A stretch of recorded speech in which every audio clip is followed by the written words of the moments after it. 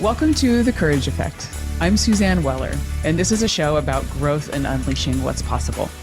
You will hear inspiring stories about what courage looks like, how we navigate what's getting in our way, and the opportunities that surface when we choose courage over comfort. Let's get started. Hey everyone, I'm so happy to have you here. Welcome to The Courage Effect, and welcome to today's episode, where we're diving deep into the intersection of courage and self-compassion with my guest, Massimo Backus. Massimo is an executive coach and a leadership consultant who's dedicated his career to helping leaders break through fear and lead with authenticity. He was a former head of global leadership development at Slalom Consulting, and he's worked with many leaders across various organizations, from startups to Fortune 100 companies. What makes Massimo's approach unique is his personal journey of transformation. After receiving difficult 360 feedback, which he talks about very honestly on this show, it shattered his assumptions about his leadership style, and then he courageously embarked on a path of self-discovery. It led to a profound epiphany and just how he could then integrate self-compassion into his world. And today, he is the author of Human First, Leader Second, and host of the Leadership Mind podcast, where he challenges the traditional leadership models that often lead us hiding our humanity in favor of projecting perfection. It really is a great conversation. We talk about leadership journeys, the costumes that we are asked and are given as we go along, and sometimes the ones that we give ourselves. And Massimo really shares, as I said, the powerful story of being a sage on the stage as a leadership development and organizational design expert into somebody who was secretly struggling with imposter syndrome and discovering that true leadership starts with radical self-acceptance and, in turn, radical self-compassion. We'll explore his 6-step framework around self-compassion. We talk about the courage that it really takes to drop those leadership costumes and why he believes that self-compassion isn't soft. It's ultimately the foundation for sustainable, effective, and authentic leadership. Get ready for an honest, vulnerable conversation about what it really means to lead being human first. I was really intrigued when I read Massimo's book about self-compassion entitled Human First, Leader Second, because I know so many of us, especially those that are leaders, those of us that work within the leadership space, we spend a lot of time thinking about what it takes to be a great leader. And sadly, self-compassion is one of those things that has been deprioritized, if for some people it's on the list at all. So I love that Massimo is bringing it front and center. And I would love, Massimo, as I say, welcome to you. What are the things that bring you to this self-compassionate work and the courage effect? It's really great to be here, Suzanne. So thank you. And I think about trade and training in our careers and kind of what identity emerges from that. Spent my career working in organizational leadership development. Along the path, I ascribed to many of the traditional and oftentimes outdated models of leadership and applied them to myself and certainly with the clients that I worked with in organizations.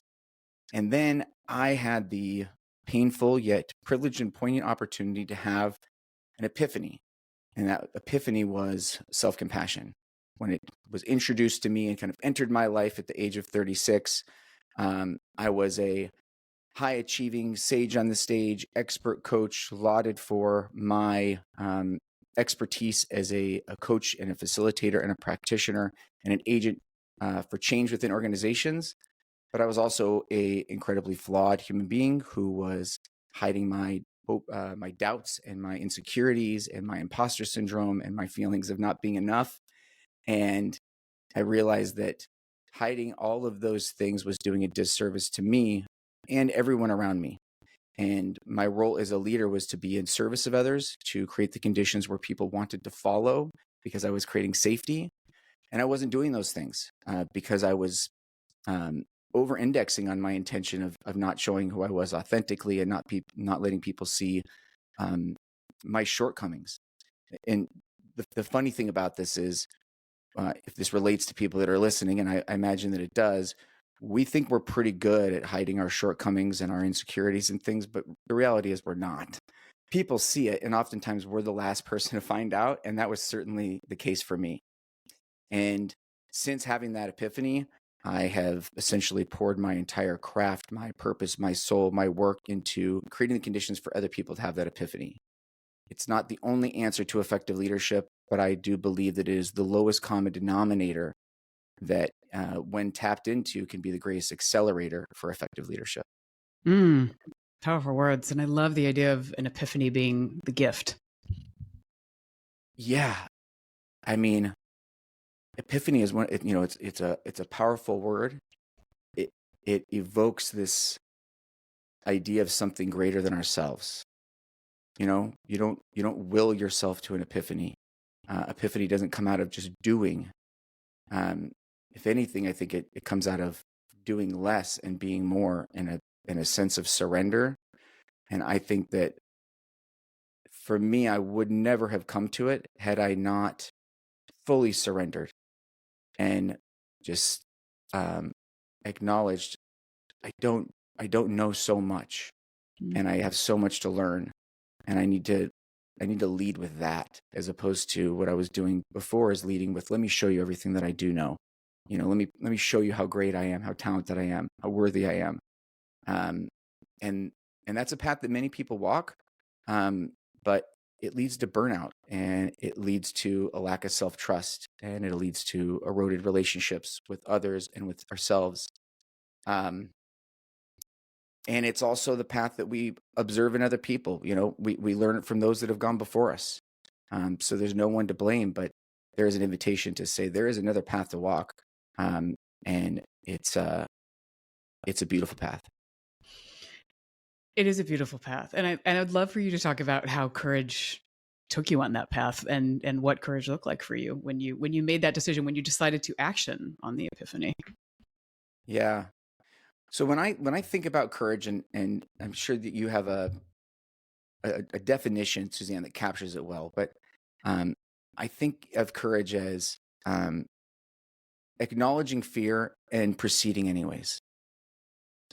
And when I got to the point in my own career where I had to fully surrender, um, that took a lot of courage, because surrendering meant I was going to give up all of the coping mechanisms, all of the beliefs, uh, the parts of my identity that, up to that point, on paper, like, they worked.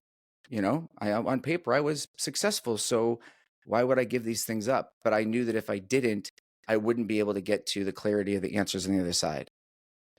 So that took courage to push through that.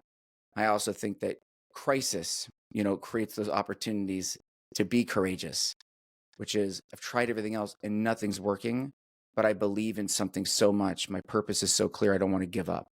And so, one of my mantras to this day is, keep going, keep growing. And the idea of keeping going is, that's just a constant act of courage, especially if you're doing things that you care about, that matter in the world, that are difficult. You got to keep going, and it takes courage to continue to do that. But I don't see it as some, courage doesn't evoke an image of a warrior with a big shield who's, going into battle. I think courage is the small things, taking good care of yourself, setting boundaries, asking for help. These little gestures, I think, are very courageous. Yeah, I would agree with you. Are you comfortable with sharing a little bit more about that epiphany and how that came to pass? Yeah, absolutely. Um, at the time, I was running global leadership development for an international consulting firm, and my team and I were responsible for leadership development programs and executive coaching for everyone from new leaders, newly promoted or newly hired in, all the way to the executive team. And I was a part of kind of this flagship program and traveling around the United States and North America, running these 6-month long transformative leadership programs. And I loved it. And at the time, it was, the greatest job I could have asked for. And I got to be witness to seeing the transformation of thousands of people, those aha, epiphany type moments for them in letting go of old beliefs that were holding them back, so they could evolve and emerge into, their next kind of evolution of themselves as a leader. And I think at that time, unknowingly to me, I mistook their growth and transformation for my own. I thought I also was evolving and growing because I was surrounded by people that were. And that was naive and maybe some hubris on my part. And as a part of these programs, all the participants participated in a 360 assessment to get feedback from their peers, direct reports, managers, and so on. And I thought that I should do the same. And so when I got the feedback from my team, it painted a very different picture than what I was hearing from the participants and the clients that I was working with. My team described me as a leader who doesn't create psychological safety, that I was defensive. I had one employee describe me as a bully. These are not positive things. No one wants to hear these things. And it was devastating. It was a rude awakening. I felt sad and hopeless and scared and seen in a way that I hadn't been seen before. And that was probably the scariest part. Because, oh my gosh, they saw something in me that I thought maybe I only saw in myself, but I didn't want to admit. Mm. And it was very difficult for me to internalize and integrate and really take the feedback on, because my intention was to be none of those things. My intention was to be inspiring and collaborative and create safety and trust and all these things. And so I had a hard time reconciling how could my intention be one thing and yet the impact that I'm having on the people that I have responsibility for be so different. And I spent the next few months trying to apply all the different techniques and processes and tools that I use with clients on myself to very little success. And what I realized is that I was so in love with my intent of being a good leader, of being liked by people, of being someone who those trusted and supported, that I wasn't able to acknowledge that this feedback was true, even though it was objectively true. This was these people's experience. And thankfully, when I got to the point where I realized I can't do this on my own, I was introduced to something called the Hoffman Process. It was started by a gentleman, Bob Hoffman, in the late 70s. And this was kind of a Hail Mary. I was like, well, I'll go do this, and hopefully this will provide some answers, because my master's degree, the textbooks, the literature, the research, the conversations, nothing else that I've done seems to work. And the program is a week-long retreat. They take your cell phone at the beginning of it, which was like a very shocking idea at the time of, a week without contact with the outside world. I wasn't able to communicate with my family. And it was in this program of the Hoffman Process, and Suzanne, I'm happy to kind of talk about the methodology of it. But over the course of the 7 days, some shifts began to happen for me. And the first was I started to become aware of this internally critical voice that I had. And aware of it in the sense that it has always been there for as long as I can remember. But since it was always there, it was just kind of in the background. It was window dressing. It was me and I was it, and I couldn't differentiate the two. I didn't realize that it was just a part of me or a voice. And so as I began to see that more as an objective part of me and not me, I could distance myself from it, have greater awareness of it. And I could also move it to the side, which created space for a more loving, kind voice. And that was through a practice of self-compassion. And I remember on day 4, we had just finished this guided visualization exercise. 90 minutes in this guided visualization. I was in a sacred garden with, my childhood self and my spiritual self and my intellectual self, and all this stuff was very wooey for me at the time and out there. But again, Hail Mary, I was surrendering. I'll do whatever it takes to try and work on myself and improve. And when we came out of that visualization and I opened up my eyes, I remember that I could hear the birds outside the building chirping with such high fidelity, and that there wasn't anything going on in my mind. It was quiet. It was peaceful. And I went for a walk after that in the woods, and I could feel the sun hit my skin and warm my body. And I heard the rustle of the leaves as the wind went through the trees, and all of my senses were heightened. And this negative voice was gone, and I didn't know what necessarily was taking its place, if anything. And I was on my own during this walk, and I just started laughing, absolute hysterical, childlike, abundant laughter, laughing so much that you start laughing more. at how much you're laughing, when you're with your friends and you're just, now, we lost the joke. We're just laughing at the fact we're laughing so much, but this was me on my own. And it was in that moment that I had my epiphany, which was, this is the first time in my life that I had felt what it means to truly love myself. Not like myself, not love my best qualities, or love myself after I've been, praised, or people have given me compliments, or I did a good job, or I succeeded at something, but just for who I was in that moment by myself in these woods, for all of my great qualities and all of my shortcomings, to truly love myself. And a sense of great gratitude that I get to live my life. Not because I'm better or worse than anyone else. It had nothing to do with other people. It's just like, I get to live this life. And it was profound. And I may have shed a few tears, but it was a moment that I'll never forget. And it wasn't forced, and it wasn't what I was looking for. I didn't even know what I was looking for. I had given up and allowed something greater than me to emerge. What shifted for me after that experience impacted all aspects of my life, from my relationships with my wife and my son and my parents and my family members, to my coworkers, to friends, most importantly, because it shifted my relationship to myself. I have been just as flawed of a person since then. I continue to make mistakes. I get things wrong. I have fears. I have doubts. I have imposter syndrome. All of those things are real. But I am able to manage them all differently because I have an ironclad relationship with myself. Because in that moment, I made a commitment that I'm going to work on having the best relationship with myself I can, because it's the only one that I know for sure I'll have until this beautiful ride around the blue ball is done. Thank you for sharing all of that. And that takes a lot of vulnerability to speak to it. So I just want to recognize that, and for you speaking to it so honestly and eloquently.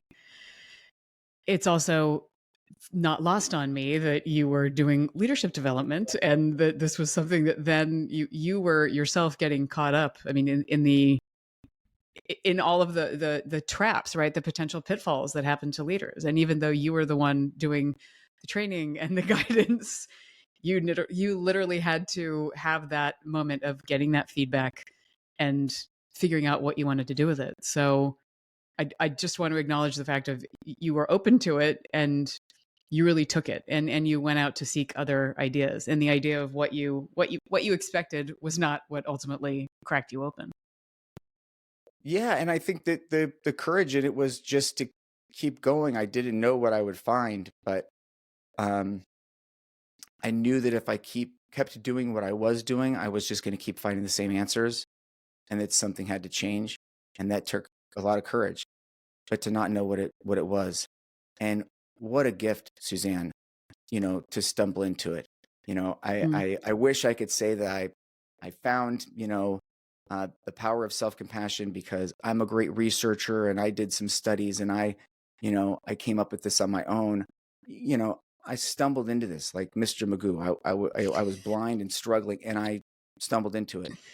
Thankfully, I was awake enough when it happened to see what I really landed on. And as I came back after the retreat and I started just integrating this into my own life and sharing it in relationships, I realized most people don't know about self-compassion. It's not something that's broadly discussed. And if it is, it's kind of seen as a throwaway, a soft thing, or like, yeah, that'd be nice, but we've got shareholders to take care of, or I've got a team that need to take care of, or I'm a servant leader, which means my team goes first. And if I'm going to be nice to myself, I'll lose my edge. And these are all the types of things that I've heard from people, over the years, in the sense that being kind to yourself would be a sign of weakness. And yet if my story, indicates nothing, I don't think there's anything weak about me sharing. The kind of the fire that I walked through to get there, and the courage it takes to truly confront yourself. There's nothing weak about that. It's quite bold, as a matter of fact. Very much so. And thank you for calling that out. I also, what I'm hearing too is, you talked about you were being so in love with the idea of the leader that you were, that you weren't loving yourself. So it's the idea of I'm going through this process right now of what I call killing my darlings. Like there's certain things that I love so much that I'm like, but this is so important to me. But there's a point where I'm like, am I so in love with the idea versus what it's actually rendering for me, and how might it be getting in my way? And that's really coming up for me with what you're talking about, is the like having that ideal and working towards it, but then recognizing, wait, I'm not working on the core, right? Like there's something really foundational that has to shift for me to recognize and have that just audacious, radical love of yourself.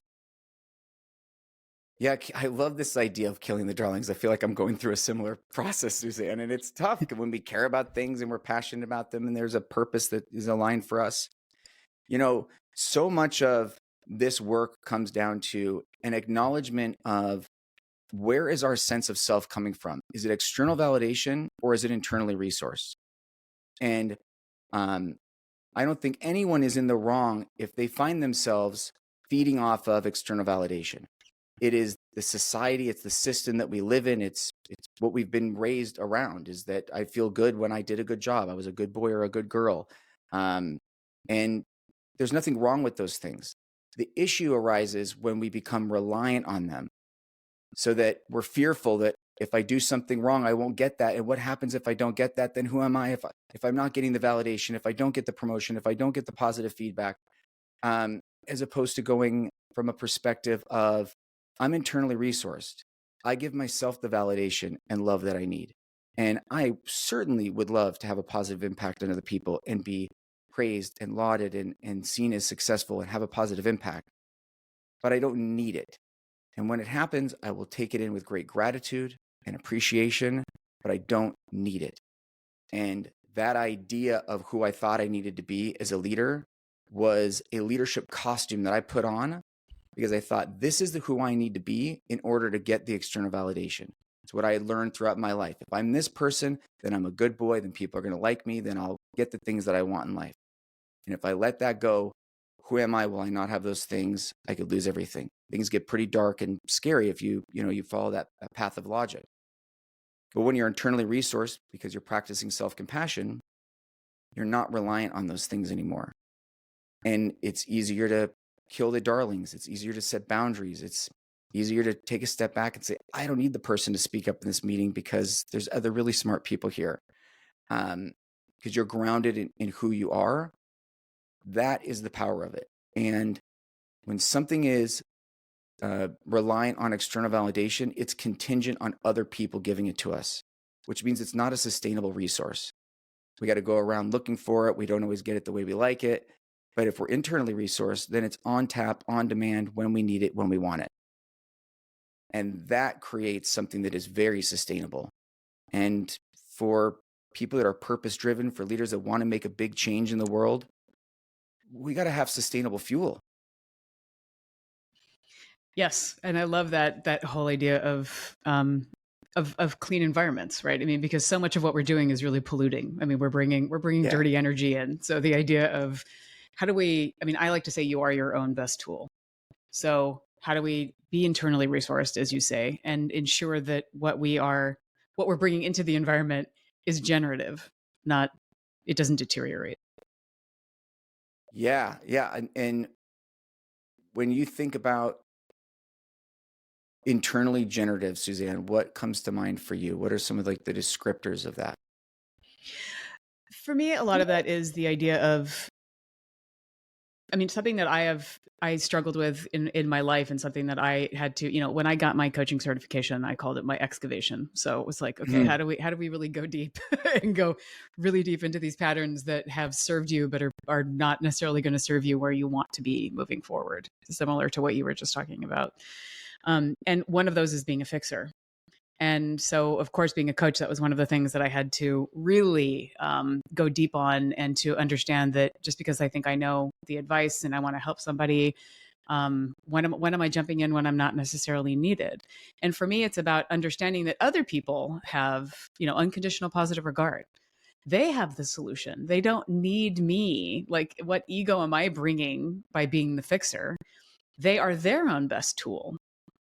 So how can I help them cultivate that and me at the same time. So that to me, it's that larger symbiotic relationship of knowing that what we bring is not about having the coach to help you or having a team to bolster you, or executives or whatever it is in a leadership workplace. Is how do I know that I am doing the work that is meaningful to me, that I am bringing my best self forward, that I'm not burning out, to your point as well, because there's always going to be requests of me. There's always going to be an ask.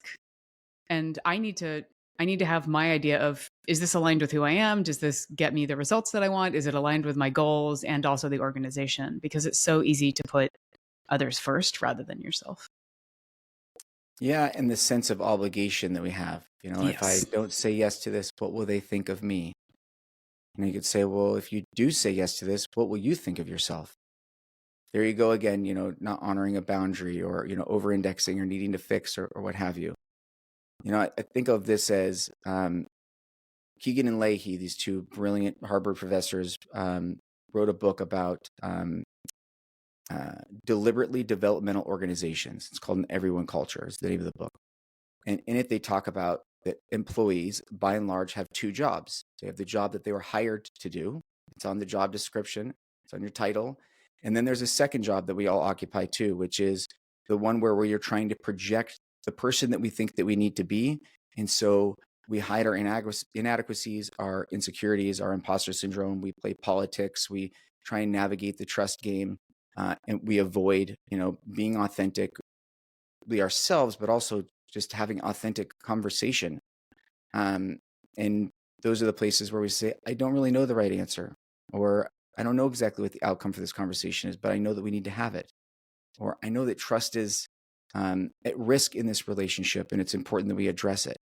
The types of difficult things that we need to do that take courage, we avoid all of those because we're playing this second job. We're in this kind of this leadership costume, as I call it. And it takes courage to drop that. And it doesn't have to happen overnight, but it is the biggest waste of time, energy, and resources in organizations today, by and large. And people know that because it doesn't just occupy the hours of 9 to 5, Monday through Friday. The people that you and I talk to that were ruminating about something on the weekend, that's all the second job. It's because we're avoiding it and we're not addressing it. And the fear comes from, if I change this, if I address this, I'm not going to get the external validation that I need. Because fundamentally, I believe that all people want to be seen, heard, and loved. That's what we're aiming for in everything that we do. And if we are afraid that we're not going to get that because we changed something, well, then come hell or high water, we're not going to change it. And that's where these patterns that you're talking about, Suzanne, come in. And we all have them, and they still come up for us. I don't think there's ever a point in our lives where we're done working on these things. But I do think there's some really powerful concepts that can help us make meaningful progress on it and allow us to catch them more quickly. This idea of me being defensive, I may have been the most defensive person on earth at this time in my life. I got defensive if my wife would make a comment about the way that I load the dishwasher, which, by the way, I still don't know how to load the dishwasher. And she's just trying to help me out and say, hey, there's a better way to do it. But I would get so defensive about it. And that's just a small example, but it happened in all cases. Well, being around someone who's defensive all the time is really difficult. It's off-putting. It doesn't create the space where you feel like you can speak your mind. And I didn't realize why I was doing it until I did the courageous work of trying to peel back those patterns and realize I'm defensive because the moment I do something wrong, I beat myself up incessantly. And so I'm really kind of being defensive against myself. She says you didn't load the dishwasher right. I say, Moss, you're a dummy. You screwed up again. And that's the battle that I'm playing. So why don't I rewrite the story about me not being a dummy just because I don't load the dishwasher right? And then I can treat my wife in the loving way that she deserves. Yeah. Such a good example, because it's something that it's such a common argument in relationships and just with small things where it's like, well, this is the right way. It's like, okay, is this the hill I'm going to die on? I shared that story in a keynote the other day, and the response from the audience, it was visceral. It was like, okay, I guess maybe it's not just my house where there's a dishwasher loading dispute. And to my wife's credit, she's I think accepted the fact that I'm never I'm never going to get it right. And it just is one of those things. But Suzanne, I wanted to share something that I think might be helpful for your listeners. Um, because self-compassion can be a relatively, it can be esoteric. It's hard to it's not tangible. It's not, give me the 5 steps to, provide feedback or have the difficult conversation. This is a practice that takes on many different forms. And the way that my book is written is a choose your own adventure. Try on all these different things. See what works. They're not all going to be for you, and that's okay. But you got to find kind of your own way to have your own relationship with yourself. But one thing that I have found to be really powerful for people is a declaration.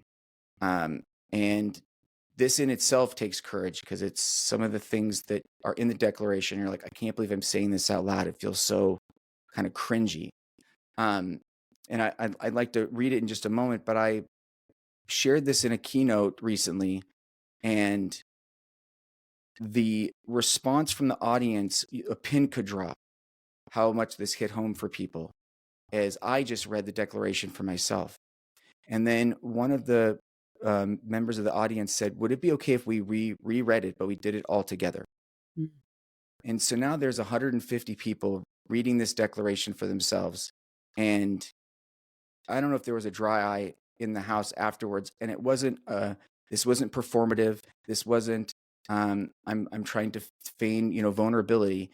It was, to be able to speak to ourselves in a loving way is difficult because we don't do it. And it's powerful because we don't do it. And so sometimes it takes just the first step to invite people and show them, like, this is what it can look like, and get a taste of it. Because it's a bit like a drug. You get that initial high, and then you want more of it. A good drug, a healthy drug. And so I always try and get people as close to the epiphany to have that high of, wow, this concept of loving myself is pretty great. I would like more of that in my life. Then you're much more inspired and more inclined to pursue it, to create space for it and make it a priority. So would it be all right if I Please, I was just going to say, you don't need my permission. Go. So, and this is something that I discovered from a gentleman named Bob Dunham, who runs the Institute for Generative Leadership. And so this is inspired by him. So this is my declaration. I am a human being. I am only a human being. I am not Superman or Superwoman. I'm not perfect. Perfection is only a story good for suffering. I've been living that story my whole life. But now I see that. It's just my story. And I can be the author of my story rather than a victim of it. This old story is just an echo of an old conversation that got trapped in my nervous system and has been haunting me ever since. But it's not the truth. It's just a story. I'm not a machine. I'm a human being. And human beings are finite. They can't know everything. They can't do everything. They can't please everybody. But I can do a lot. I can make invitations. I can make requests. I can make offers. I can produce actions with others to create a shared future that we care about and make it happen. And that's pretty freaking amazing. And so I hereby declare a new story, that I am a human being, and that is enough. Thanks to life. Beautiful. Beautiful for so many reasons. I love that. Thank you for sharing that.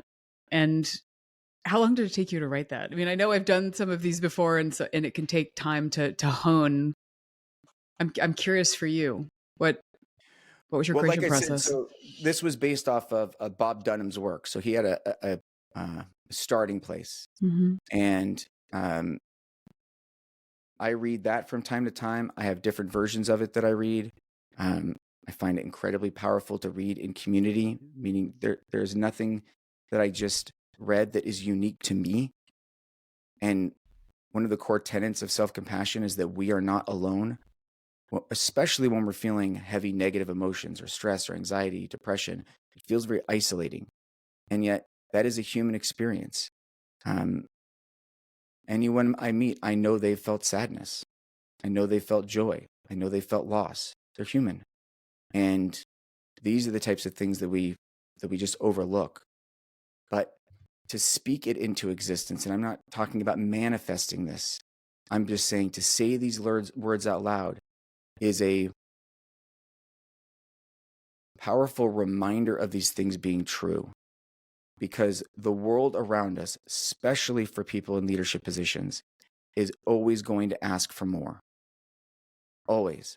Or if you're a parent, being a parent is always going to ask for more.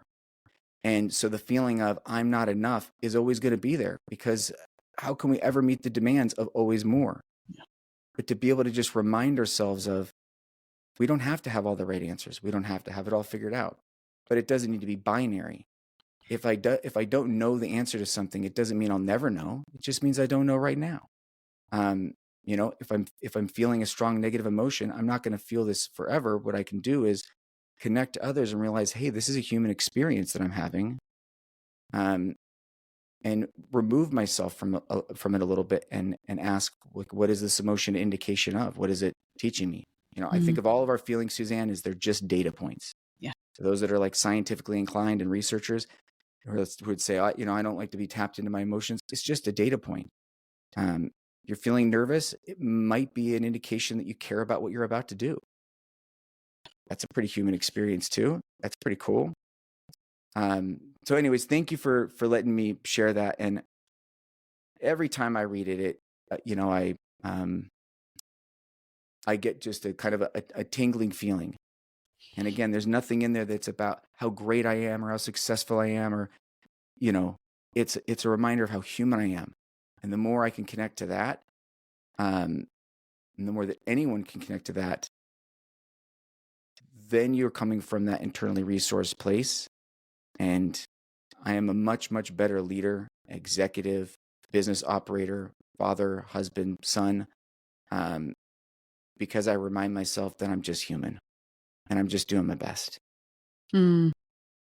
Beautiful for so many reasons. Thank you for reading it. The other thing that's really striking me about it is that you're not asking yourself for forgiveness. You're giving yourself grace and you're giving yourself love. I mean, like, it reminds me of a quote from your book. We wake up most days trying to be someone we already are. And it's almost like that idea of just accepting yourself and loving yourself, regardless of what that looks like. Yeah. And reminding ourselves of who we are. If the talk track in our heads is pointing out all of our failings and our shortcomings and comparing ourselves to how we're not as, good looking or successful or what have you of other people, then that's how we're going to start to see ourselves. I'm not a firm believer in, looking in the mirror and saying you're awesome 5 times, or, trying to pump yourself up. I'm just saying, like, let's be honest. But if we're only looking at our shortcomings, that's not honest. Neither is only looking at our successes. Let's look at both in the context of we're human. And every client that I work with that is facing something that seems insurmountable, they know that they've been there before, a time in their life where something seemed insurmountable, and they got to the other side because they kept going, right? That's that internal wisdom that you got to tap into. So it's already there. Like you said, our clients already possess it. They just need to be reminded of it. It needs to be surfaced for them. And that's why self-compassion is a practice, meaning it's a daily exercise, it's a daily commitment. No one's ever going to get a certificate in self-compassion and be like, well, I checked that box. What's the next thing I can learn? It's just not one of those concepts. And that's what I love most about it, because there's no pressure to get it perfect. I mean, there's weeks or months that go by and I realize, I haven't been very self-compassionate. I recommit and I'll beat myself up over it. It's like, okay, get back on the horse. And I love that. Yeah, it is work in progress always, right? I mean, the idea of like never being done. And I also really appreciate, I know, the research tells us that if we beat ourselves up, we're really not any more productive. I mean, like, these are things that it is like, it's the dirty energy, right? It's the non-renewable resource. So I love that you're coming at it from that angle. I would also love for you to talk a little bit about your 6-step self-compassion framework, because as we have people that are starting to maybe come to terms with some of the costumes that they're wearing, what can they then start doing?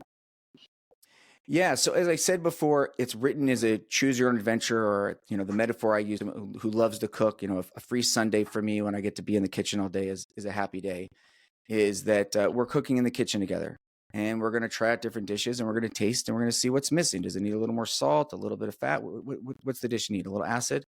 And um, so this is influenced by Kristen Neff's great work in self-compassion. The last 25 years, she has been the leading researcher and expert in the space, and really brought self-compassion to the forefront, specifically in the Western world. And in that model, there's three components. The first is self-awareness. As I was talking about, our emotions are data. So to be self-aware is the ability to just constantly check in throughout the day. What am I feeling? How am I doing? Not in the sense of, oh, I'm just busy, or my calendar's full, but like, how am I actually feeling? And I think about that as our emotional fluency. What sort of clear descriptors can we use to say what we're feeling? Is it sadness, or is it disappointment? What's the flavor of it? The second piece is around common humanity, which is what I was speaking to before, around connecting with other people. I feel sadness, so have other people. I am not alone in this. For those people that are being laid off, or have been laid off recently, that can be really isolating. You're not alone. Or you're going through divorce. You're not alone. There are people that have been through these things before, and they have survived, but you're not alone. And then the third piece is around self-kindness.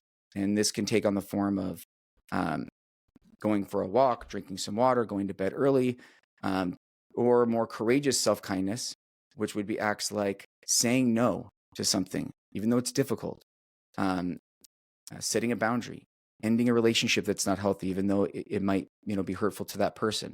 They're not the easy things to do, but they're the right things to do because they're kind to yourself. So my framework looks at these three different lenses from 2 points. So when we think about self-awareness, there's inward and outward. So inward is, what is the internal experience I'm having? What am I feeling? And what are my thoughts? What are the stories that we're telling ourselves? And a good way to check that is to journal for 10 minutes a day for a week, and go back and read your journal entries and see what came up day in and day out. It's typically a story that you're going to keep telling yourself. And as you journal it, you get some distance to it. It becomes objective. And then you get to ask, is that a story that I still want to tell? Is that story serving me, or is it time to rewrite it? Around common humanity, it is backward and forward. Backward is about looking at what has happened in our life up to this point. Our successes, our failures, our culture, our values, our experiences, and how are those shared amongst other people? For example, Suzanne, I was a college dropout at one time, and I identified as a college dropout. And I know the guilt that goes along with that, the shame that goes along with that, the chip on the shoulder. I got to prove people wrong, the fear of judgment that goes along with that. I don't feel that way at all today. But when I talk to people that are in that place, I can connect with them. I can relate to that. That's important for me to be able to do, to connect. And the forward piece of it is about, what are my hopes and dreams, my ambitions, and to realize that the things that I want for myself or for the world in the future, I'm not alone in those either. Because sometimes our ambition and our goals can feel very daunting. And when we isolate, they can feel selfish. Who am I to want that thing? But if you realize, well, other people want those things too, then you start to operate from a position of compassion, because you realize you're not alone in this. This isn't selfish that you want it. It's human that you want this. And then the third piece around self-kindness, those two directions are leeward and windward. And leeward is the side of the island that is going to be more dry and arid and is away from the storm. And the windward is the side of the island that gets the storm. It gets the rainfall. It's much more lush. So the leeward is the protected side of the island. And that's where our acts of self-kindness come in, to do those things that are small gestures. And I'll give you a very simple example. If we put our hands on our heart just like this, and I had a yoga instructor the other day actually show me you can interlace your fingers and do the same thing, and it gives you a nice stretch as well. This is a gesture of kindness for ourselves, but it is a form of touch that releases oxytocin.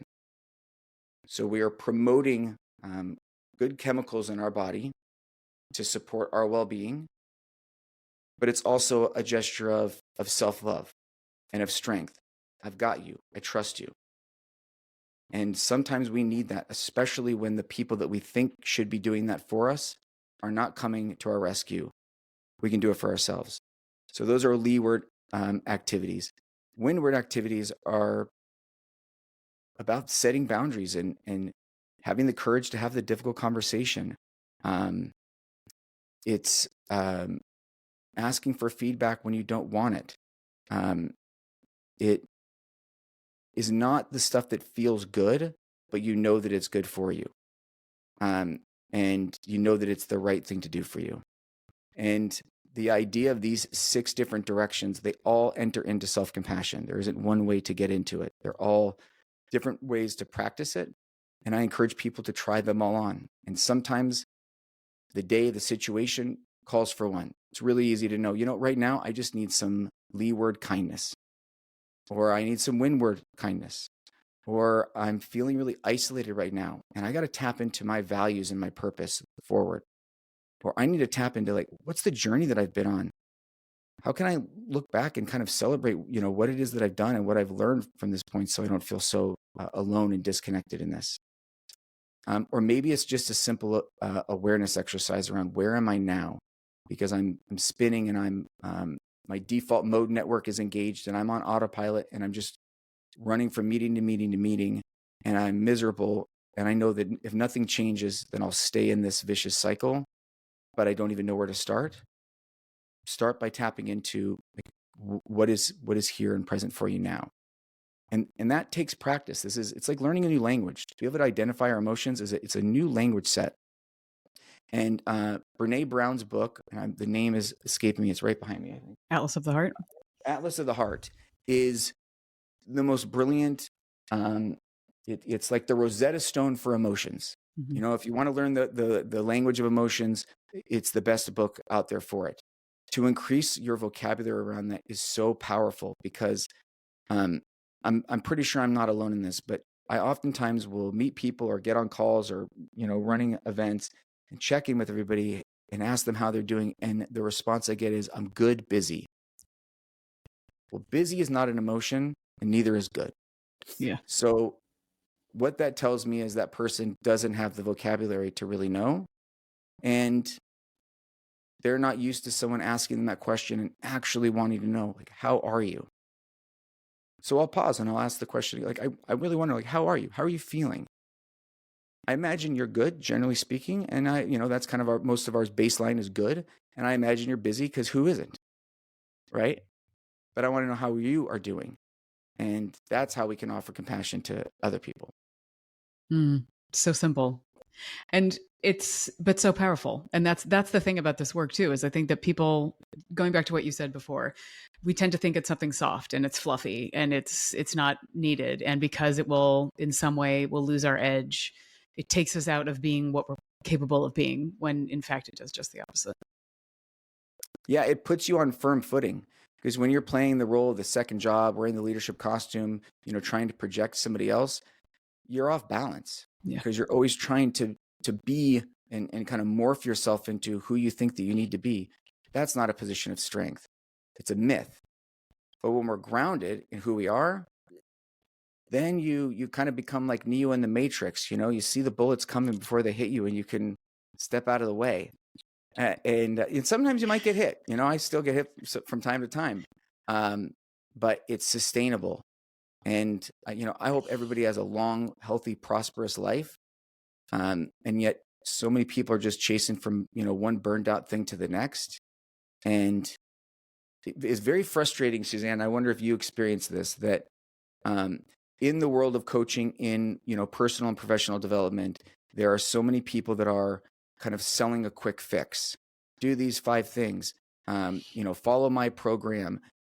All you have to do is create a mantra, or a vision board, and you'll have it. It's like, this isn't necessarily hard work, but it's never done. There's no finish line. Your ego is not going to die. It doesn't exist. So the orientation to this needs to be like drinking water every day. We need to eat every day. We brush our teeth every day. This is just, you don't have to always like it, but there's no quick fix. And you know, fortunately or unfortunately, while I'm out here talking about it all the time, you don't need to. You know, you don't need to go around telling people I have a self-compassion practice. I do it because I want more people to have it. But it's a, you know, you don't go around telling people you brushed your teeth every day. You know, do it for yourself and try out these different avenues into self-compassion and figure out what works well for you. Um, it's not a one size fits all. I love that. I love the idea of just integrating it. And you have to start somewhere. And I like to think of it as repatterning, understanding like this is my habit. Like we talk about, you know, like Tim Ferriss, atomic habits. Like what are the things that we do on a day to day basis that we don't even know that we're doing? Yeah. And what is that? How is that potentially burning us out? How is that taking us into a place where we don't necessarily want to be? And you're making me think too, as we round out the conversation, the purpose of the pause.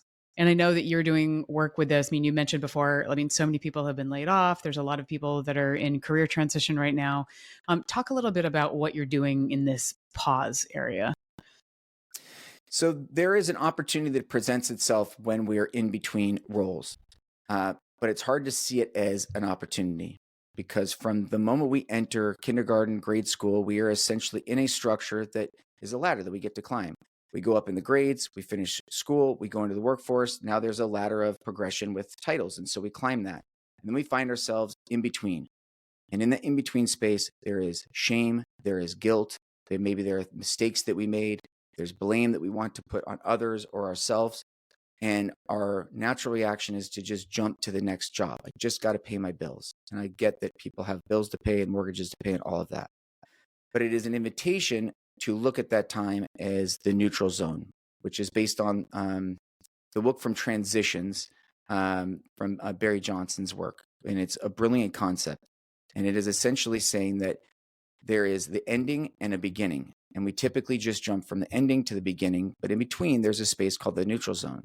And it's an opportunity for us to ask questions that we might not know the answer to yet, to try do things out, to let go of old things that are no longer working for us, to bring into light new parts of our identity that we want to be true, to experiment and try things that we've been interested in doing, but we didn't think that we could before, and to let go of the shame and the resentment that we might be carrying with us so that when we go into the next thing, whatever it might be, we're grounded again. We're actually coming from our best self as opposed to, I just had to get through the unemployment and survive. And that's a scary endeavor to take on. But the time is there. It's presented itself. And most people just don't have a framework for how do I spend time in the neutral zone and come out the other side healed and repatterned and clear, and the author of my own story.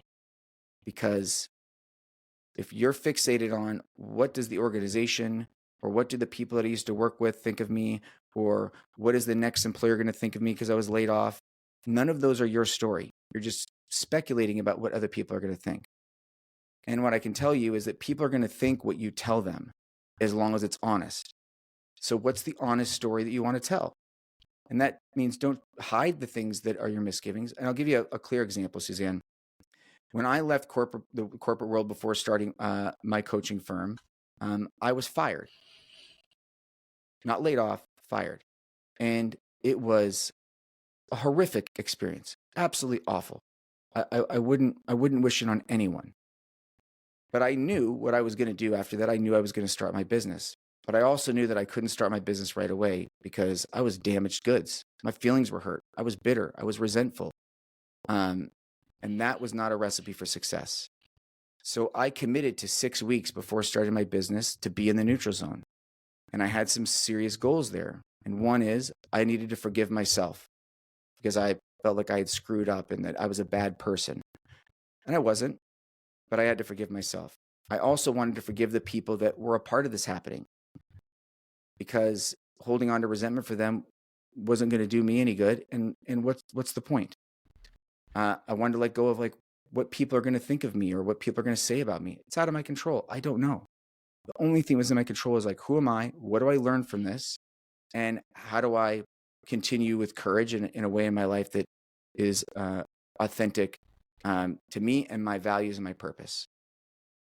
If I hadn't taken that time, I would have carried forward those stories, the shame, the resentment, the bitterness. And I don't know exactly how it would have shown up, but the fact that I was able to process that gave me a point of clarity. And that's what the neutral zone has to offer somebody if they step into it.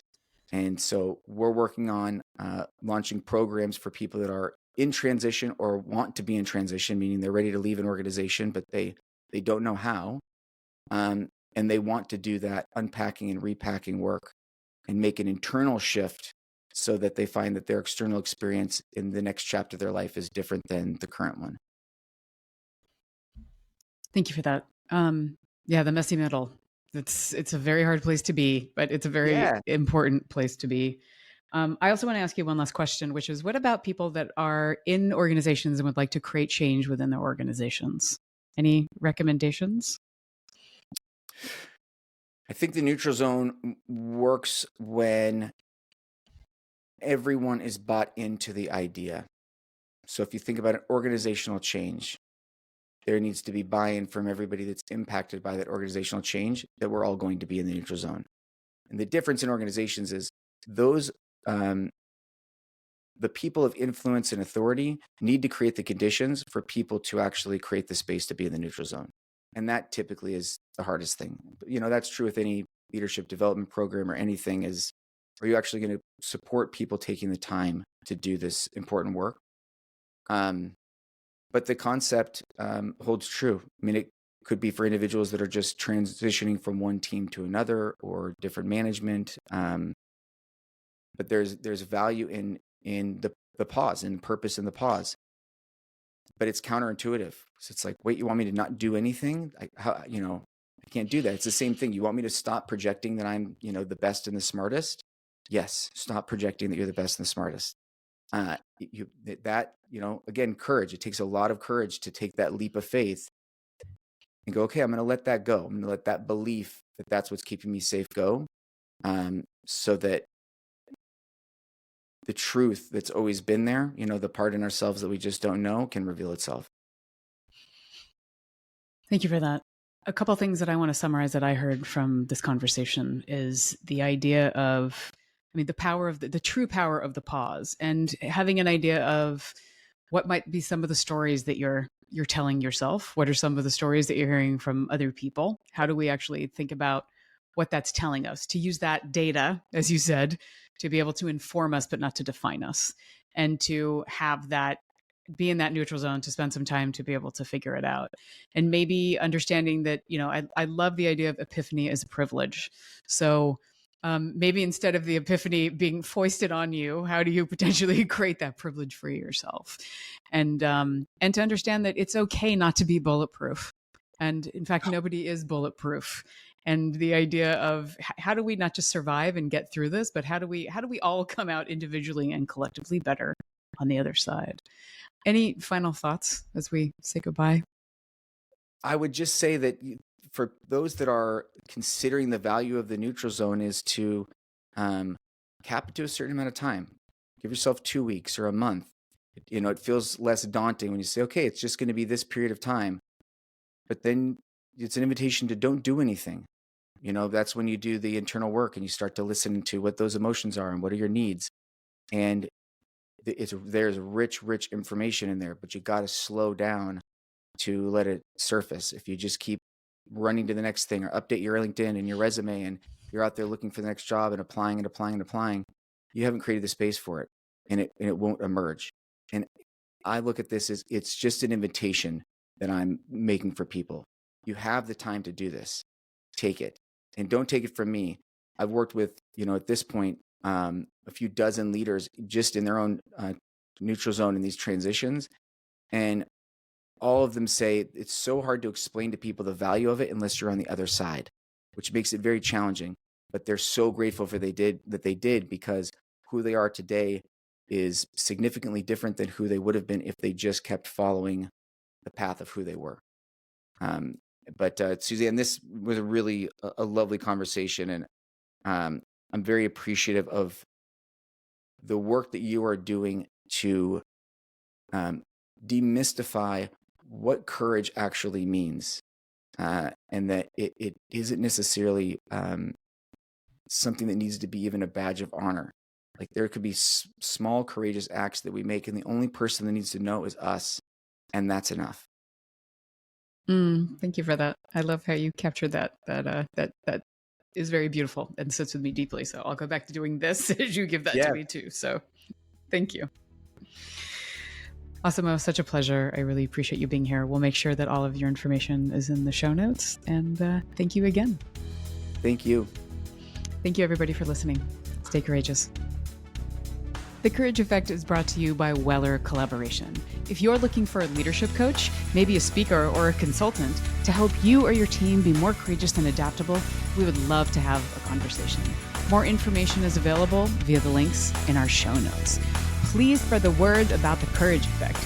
You taking a few minutes to rate or review your favorite episodes or share them with people in your universe makes a big difference. And don't forget to subscribe so you never miss an episode. For more information about the show, me, our amazing guests, or you'd like to apply to be a guest on the show, please contact us via our website at thecourageeffect.com. It takes a village to bring this show to you. I want to thank Alex Vandyforth for her production and administrative superpowers, Dave Nelson for composing our theme music, and I am your host, Suzanne Weller.